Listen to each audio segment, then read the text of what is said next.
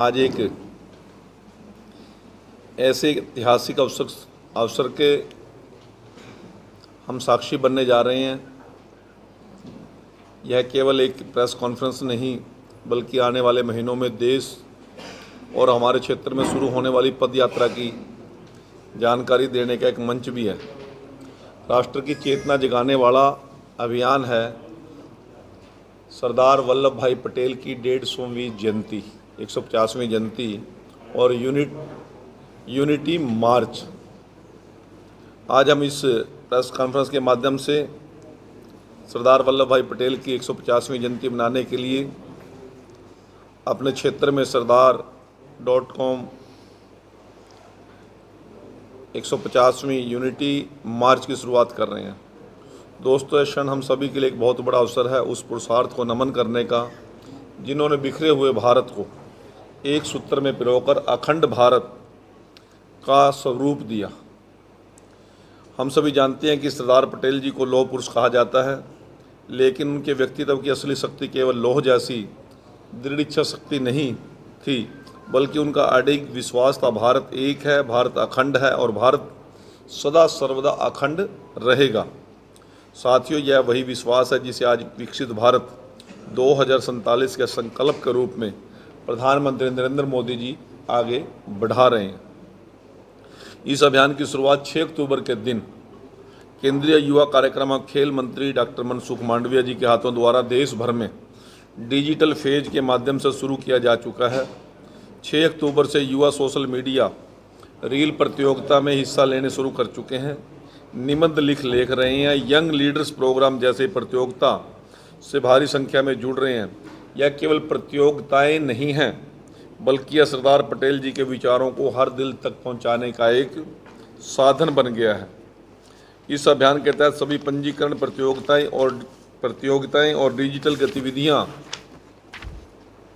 हमारे क्षेत्र के साथ साथ देश भर में माई भारत पोर्टल के माध्यम से होंगे, जो युवाओं को सक्रिय भागीदारी के लिए एक ही मंच उपलब्ध कराएंगे।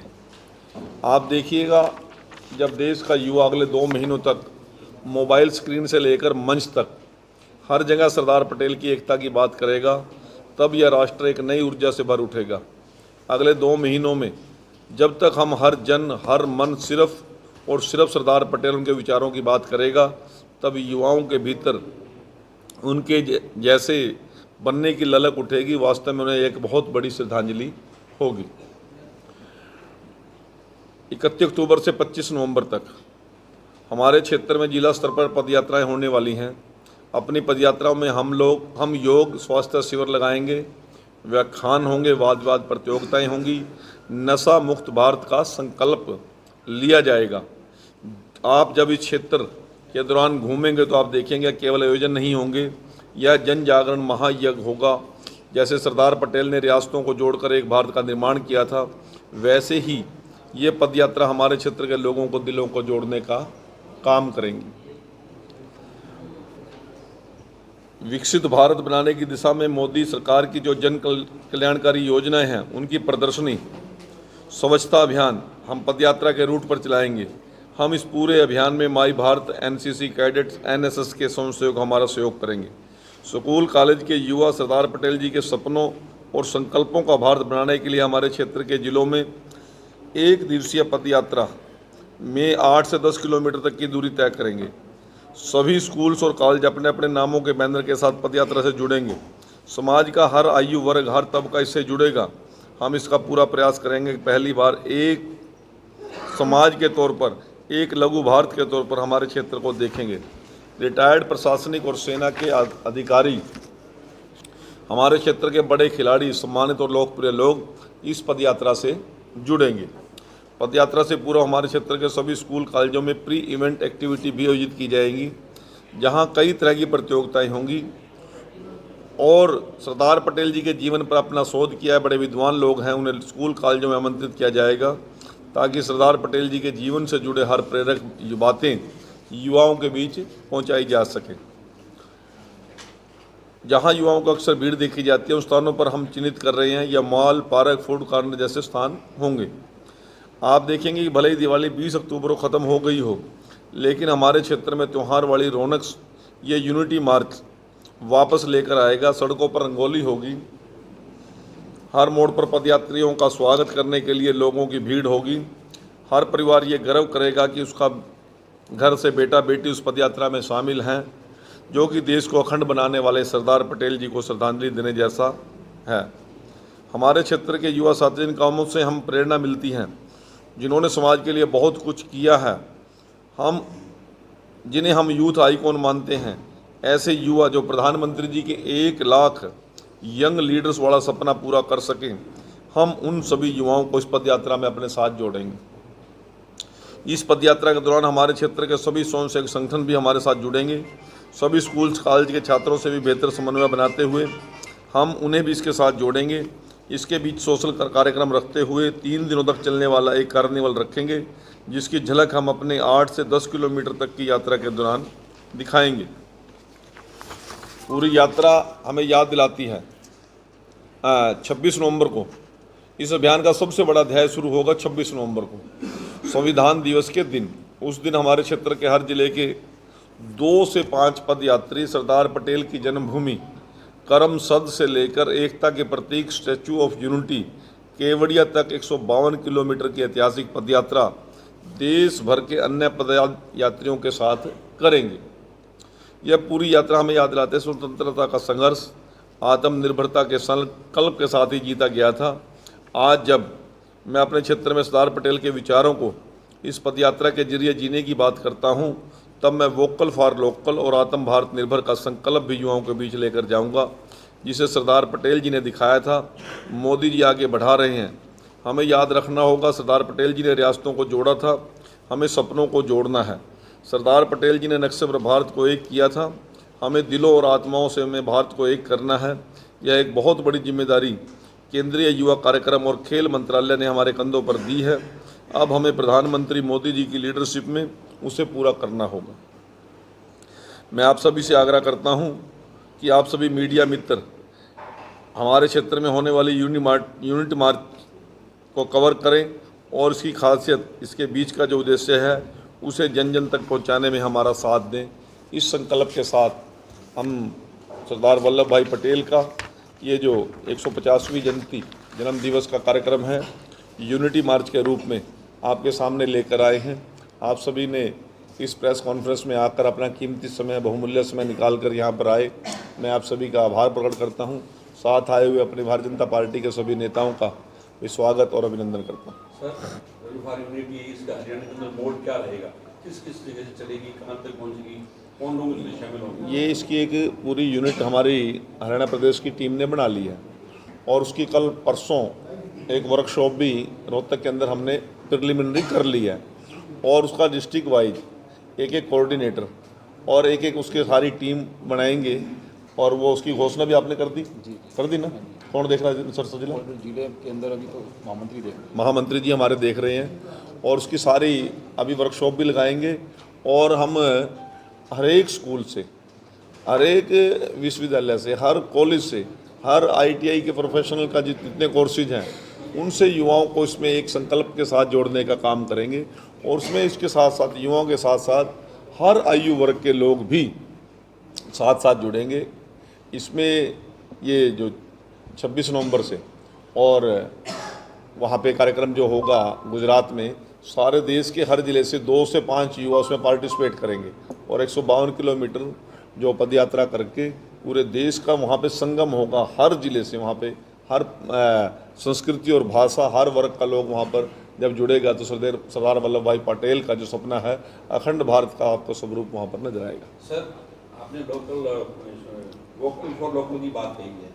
जो मैन्युफैक्चरर्स हमारे देश में हैं या हरियाणा में हैं, उनको वो जो हमारा प्रोडक्शन दे रहे हैं लोकल बना के, उनके लिए सरकार कोई अलग से कदम उठा रही है, उनको रिबेट देने का? नहीं, वो तो देखिए मेरी बात सुनो, 2 चीज़ें हैं। हमने किसी चीज़ का बहिष्कार करने के लिए नहीं कहा, परंतु अपने जीवन के अंदर हमारी स्थानीय उपयोग की चीज़ें जितनी हम शामिल कर सकते हैं उसको शामिल करना है। इस देश के कारीगरों को भी, यहाँ के स्थानीय दस्तकारों को भी और देश की अर्थव्यवस्था को भी एक बहुत बड़ा इससे सहयोग मिलेगा। जो विकसित भारत का हमारा संकल्प है 2047 का, वो सपना जो मोदी जी लेकर चले हैं, जब देश की आज़ादी के 100 साल होंगे, उस प्रकार का स्वरूप सभी को नजर आए, इसकी एक प्रेरणा है। 100% स्वदेशी हो जाएगा, संभव नहीं है, और 100% विदेशी के ऊपर हम डिपेंड रहे, ये भी ठीक नहीं है। उन्होंने साथ साथ एक बात और जोड़ी है, जिसकी असेंबलिंग, जिसकी मैन्युफैक्चरिंग चाहे विदेशी कंपनी भी है, परंतु उसमें कारीगर हमारा देश का खून पसीना लगा रहा है, वो भी स्वदेशी जैसा स्वरूप बन जाता है। जिसकी मैन्युफैक्चरिंग इंडिया में होगी उसको हम स्वदेशी ही मानेंगे। ऐसा नहीं है कोई चाइना में या किसी भी देश में मैन्युफैक्चर होके वो इंपोर्ट करके आ रही पूरी की पूरी आइटम, उसको हम स्वदेशी नहीं मान सकते। साहब, आपकी सरकार को आज पूरा 1 साल हो गया और आप भी 1 साल के मंत्री बन चुके हैं, तो किस तरह की उपलब्धि इस साल भर की मानते हैं आप? अभी मुख्यमंत्री जी ने बड़े विस्तार पूर्वक लगभग 46, 47, 48 जो हमने वचन पत्र पूरे किए हैं, उनकी विस्तार पूर्वक आपने सभी ने लाइव देखा। और जो सरकार हमारी 1 साल की है, हमने लोगों के सपनों को साकार करने के लिए, लोगों की समस्याओं का समाधान करने के लिए हमने पूरा ताकत लगाया है। और मुख्यमंत्री जी रात के 2:30 बजे भी लोगों के बीच में हैं। चाहे बाढ़ का समय आया तब भी मुख्यमंत्री जी और पूरी टीम उनके साथ थी। पिछले साल कम वर्षा हुई, उस समय भी हमने किसान को मजबूत करने के लिए 2000 रुपये पर एकड़ का बोनस उनको देने की बात कही। 24 घंटे के अंदर किसान की फसल MSP पे खरीद कर जे फार्म कटने के बाद उनके अकाउंट में पैसा चला जाए। उसके साथ साथ 24-25 हज़ार बेरोजगार युवाओं को जो हमने विश्वास दिया था कि आप लोगों को से शपथ हम बाद में लेंगे, आप लोगों को पहले अपॉइंटमेंट लेटर देंगे। CET का एग्ज़ाम हमारी सरकार ने बेहतरीन तरीके से लिया, पूरे देश के अंदर एक एग्जाम्पल सेट कर दिया। इन सभी चीज़ों को लेकर बहुत सी चीज़ें हैं, लाडो लक्ष्मी योजना है, और आज तो मुख्यमंत्री जी ने और बड़ी घोषणा कर दी, बुढ़ापा पेंशन भी 1 नवंबर से 200 रुपये और बढ़ा कर देने का, और अन्य जो हमारी सोशल पेंशन हैं उनको अंदर जोड़ने का काम किया है। और हमारे बहुत से ऐसे पीड़ित लोग हैं, थैलेसीमिया के तेजाब पीड़ित लोग हैं, उन लोगों को भी अलग से भी हम बहुत सी राहत देने की बात कर रहे हैं। और मैं आप लोगों को एक विश्वास के साथ कह सकता हूँ कि सड़कों का सुदृढ़ीकरण, बिजली की मजबूती के लिए हर वर्ग के बहुत लंबे लंबे झगड़े थे पट्टेदारों की ज़मीनों का, बहुत देश की आज़ादी के टाइम से वो पट्टेदार बेचारे बीच में लटके हुए थे, उनको भी, और कहीं पंचायती ज़मीन पर या ग्राम की ज़मीन पर कोई किसी गरीब आदमी ने मकान बना लिया, उन लोगों को भी एक बहुत बड़ी राहत देने की। इसी प्रकार से मालिकाना हक देने की। हुड्डा जी बार बार कहते थे कि मैंने इतने प्लाट दे दिए, ना कब्जा था, ना रजिस्ट्री थी, ना कागज़ था, वो लोग मारे फिरे थे। उन सब का एक सिस्टम में लेकर आकर हमारे मुख्यमंत्री जी ने काम किया। 1 साल को मैं बेहतरीन साल मानता हूँ, और 11 साल बेमिसाल भारतीय जनता पार्टी की सरकार।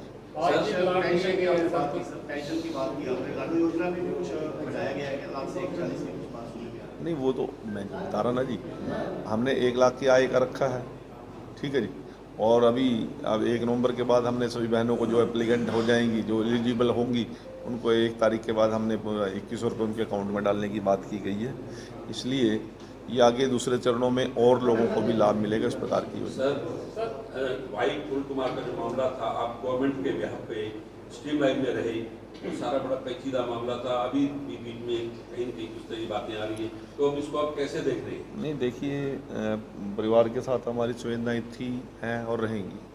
हमारा काबिल अधिकारी था, अब PM नीति कौर हमारी काबिल अधिकारी है। जो कुछ सबसे बेस्ट हो सकता था, मुख्यमंत्री जी ने हर प्रकार का प्रयास करके परिवार के जख्म पर मरहम लगाने की बात की। SP को हटाने की बात थी, FIR की बात थी, DGP को हटाने की बात थी। वो सारी चीज़ें हमने जो परिवार की बात थी सबको पूरा किया, और अंत में उनको सुखद रिस्पेक्टफुल तरीके से अंत्येष्टि उनकी की गई, पूरे सम्मान के साथ, सम्मान के साथ। तो इस प्रकार सारी चीज़ें जो हैं वो बड़े अच्छे तरीके से परिवार ने भी सहयोग किया और निपट गई है। आगे परिवार को जिस प्रकार की आगे जरूरत पड़ेगी सरकार साथ। लेकिन सर, विपक्ष कहता है कि बीजेपी देरी से कार्रवाई करती है, 1 हफ्ता बीतने के बावजूद उसका संस्कार आप कुछ और तरह की बातें कह रहे हैं। वो दोनों अधिकारी हमारे अधिकारी नहीं है, केंद्र सरकार के अधिकारी, IAS IPS केंद्र सरकार के अधिकारी होते हैं। निर्णय भी वहीं पे ले लिए जाते हैं।